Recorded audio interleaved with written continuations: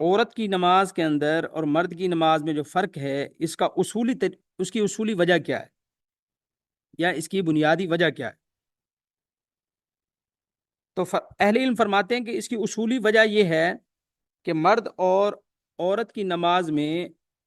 اصولی فرق سطر اور پردے کا ہے، جیسا کہ بعض روایت میں اس کی صراحت بھی ہے۔ لہذا عورت کے حق میں مختلف ارکان کی ادائیگی میں زیادہ سطر کا خیال رکھا گیا ہے، پردے کا خیال رکھا گیا ہے۔ اس کے لیے اس وجہ سے اس کے نماز کے جو ارکان ہیں اور نماز کا جو طریقہ کار ہے اس کے اندر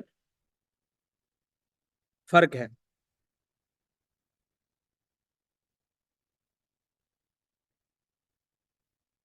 یہاں پر ایک بات یہ بھی سمجھنے کی ہے کہ مرد اور عورت کے احکام میں فرق کیا اس کی کوئی حقیقت بھی ہے، یا یہ ویسے ہی مطلب جیسے لوگ کہتے ہیں ہمارے ہاں خاص طور پہ جو ہمارے اہل حدیث بھائی ہیں وہ یہ کہتے ہیں جی مرد اور عورت کی نماز میں کوئی فرق نہیں ہے، اور یہ ایسے ہی جو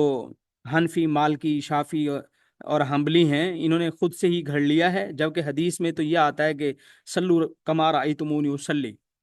دیکھیے، یہ آپ صلی اللہ علیہ وسلم کے اس جملے کا مطلب یہ ہے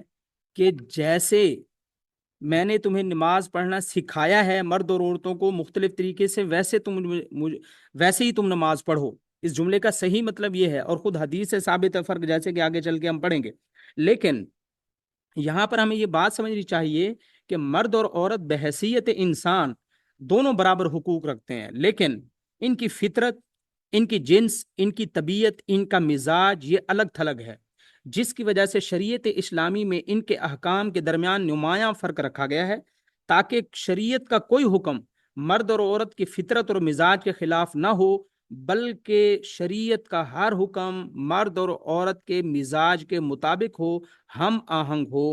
اور یہ فرق ہمیں حیات انسانی کے ہر شعبے میں نظر آئے گا۔ دیکھیے، کچھ فرق ہم یہاں سمجھتے ہیں کہ شریعت نے کیسے مرد اور عورت کے مزاج کے مطابق فرق رکھا ہے۔ مثال کے طور پر جہاد کا حکم مردوں کے لیے ہے، عورتوں کے لیے نہیں ہے۔ کمانے کی ذمہ داری مردوں کی ہے، عورتوں کی نہیں ہے۔ صفا مروہ کے درمیان جب میلین اخذرین آتا ہے، جہاں پہ مردوں کو دوڑنے کا حکم ہے، عورتوں کو آہستہ چلنے کا حکم ہے۔ طواف کے دوران مردوں کو رمل کا حکم ہے، یعنی تھوڑا سا کندھے اچکا کے اکڑ کے چلنے کا حکم ہے، لیکن عورتیں عام حالت پر طواف کریں گی۔ مردوں کے لیے ضروری ہے کہ وہ 2 انسلے کپڑے پہنے، لیکن عورتوں کو یہ اجازت نہیں ہے، عورت پورے کپڑے ہی پہننے کی جیسے پہنتی ہیں۔ اچھا، اسی طرح جی نماز کے اندر مرد کے لیے ضروری نہیں ہے کہ وہ سر کے اوپر ٹوپی رکھے یا پگڑی پہنے۔ اگر مرد ننگے سر بھی نماز پڑھ لے تو نماز ہو جاتی ہے، لیکن عورت اگر ننگے سر نماز پڑھے تو اس کی نماز نہیں ہوتی۔ اچھا، جماعت کے ساتھ نماز پڑھنا مردوں پر ہی لازم ہے، جمعے کی نماز ہو، عیدین کی ہو، یا کوئی اور نماز ہو، عورتوں کے لیے لازم نہیں ہے۔ اور اسی طرح امام ہو یا مؤذن ہو یا تکبیر کہنے کا مسئلہ ہو، یہ سب احکام مردوں کے لیے، عورتوں کے لیے ہے ہی نہیں۔ اسی طرح حدیث میں آتا ہے کہ اگر مردوں کے ٹخنے ننگے نہ ہوں، ٹخنے چھپے ہوئے ہوں نماز کی حالت میں، تو ایسے مردوں کی نماز ہی قبول نہیں ہوتی۔ جبکہ عورتوں کے لیے حکم نہیں ہے، عورتوں کے لیے حکم یہ ہے کہ ان کے ٹخنے چھپے ہوئے ہونے چاہیے۔ اسی طرح حدیث میں آتا ہے کہ مردوں کی سب سے افضل صف وہ ہے جو پہلی ہے،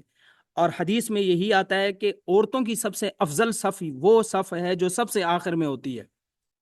تو بہرحال فرق ہے مرد اور عورت کی نماز کے اندر بھی اور باقی احکام کے اندر بھی۔ تو چند یہ نمونے کے طور پر چند چیزیں بتائی گئی ہیں کہ مرد اور عورت کی نماز میں فرق ہے۔ چنانچہ عورت کی نماز کے بارے میں ایک روایت ہے ابو داؤد شریف کے اندر، جس کا ترجمہ ہے حضور صلی اللہ علیہ وسلم نے ارشاد فرمایا کہ عورت کے لیے صحن میں نماز پڑھنے سے بہتر گھر کے اندر نماز پڑھنا ہے، اور گھر میں نماز پڑھنے سے بہتر بالکل اندرونی حصے میں نماز ادا کرنا ہے۔ وجہ فرق وہی آگے جو ہم پیچھے پڑھ کے ہیں کہ اصل مسئلہ سطر کا ہے۔ اور خود امام شافعی رحمۃ اللہ علیہ نے بھی، ان کی ایک مشہور کتاب ہے کتاب الام، وہ انٹرنیٹ کنیکشن درست نہ ہونے کی وجہ سے مجھے ڈاؤن لوڈ نہیں ہو پائی، ورنہ میں یہاں پہ وہ دکھاتا کہ کس صفحے کے اوپر امام شافعی کی وہ عبارت موجود ہے، جس کا ترجمہ میں آپ کو یہاں بتا دیتا ہوں صرف، کہ امام شافعی رحمۃ اللہ علیہ فرماتے ہیں کہ اللہ تعالیٰ اور اس کے رسول صلی اللہ علیہ وسلم نے عورتوں کو یہ ادب سکھلایا ہے کہ وہ مستور رہیں، یعنی پردے میں رہیں۔ اور امام شافعی کہتے ہیں اور میں پسند کرتا ہوں کہ عورت سجدے میں اپنے سارے اعضاء کو سمیٹ لے، ملا لے، اور پیٹ کو رانوں سے ملا لے، اور جس کیفیت میں زیادہ مستور ہو اسی پر سجدہ کرے۔ یعنی جتنی زیادہ چھپ سکتی ہے، اسی طرح رکوع، قعدہ اور ساری نماز اسی کیفیت پر ادا کرے جس میں وہ سب سے زیادہ سطر اور پردے میں رہ سکے۔ اور میں پسند کرتا ہوں کہ اپنے کپڑے سمیٹ لے اور رکوع سجدے میں ان کو ڈھیلا رکھے تاکہ اس کے اعضاء نمایاں نہ ہوں، یعنی کپڑا اس کے پورے جسم کے اوپر موجود رہے کہ وہ چھپی چھپی ہی نماز پڑھتی رہے۔ اسی طرح علماء کرام نے اس بات پر اجماع نقل کیا ہے کہ پوری امت کا اجماع ہے کہ مرد اور عورت کی نماز میں فرق ہے،